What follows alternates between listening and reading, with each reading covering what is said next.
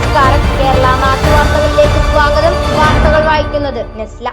സർവ വിശ്വകർമ്മ സംഘ ട്രസ്റ്റ് ഇരുമ്പിളിയം കേന്ദ്ര സർക്കാരിന്റെ PM വിശ്വകർമ്മ ബോധന പദ്ധതിയിലേക്കുള്ള രജിസ്ട്രേഷൻ ക്യാമ്പ് സംഘടിപ്പിച്ചു.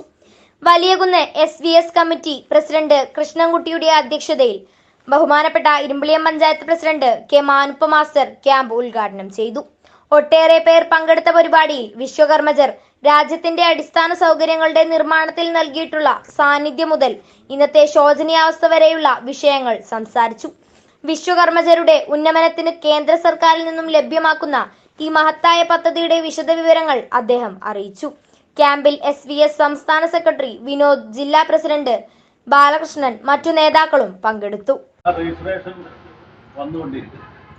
അതിന്റെ രീതി അങ്ങനെയാണ് എന്നുള്ളതാണ്. ആദ്യം ഞാൻ രജിസ്റ്റർ ചെയ്ത് ലോഗിന് ആക്കിയതിന് ശേഷമാണ് ബാക്കിയുള്ള ആളുകളൊക്കെ അതിലൂടെ രജിസ്റ്റർ ചെയ്യും. അങ്ങനെ രജിസ്റ്റർ ചെയ്യുമ്പോഴാണ് നമുക്ക് എന്ത് കിട്ടുന്നത്, ഇതുമായി ബന്ധപ്പെട്ടുള്ള എന്തെല്ലാം ആനുകൂല്യങ്ങളാണ് എന്നുള്ളതിനെ സംബന്ധിച്ച് നമുക്കറിയാവും. ദേവശില്പിയുടെ പിൻഗാമികളായിട്ടുള്ള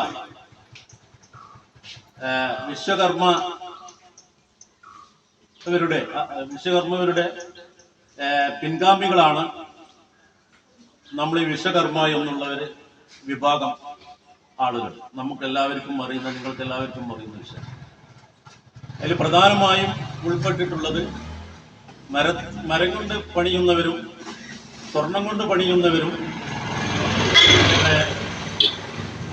വെങ്കലം കൊണ്ട് പണിയുന്നവരും ഇരുമ്പ് കൊണ്ട് പണിയുന്നവരും.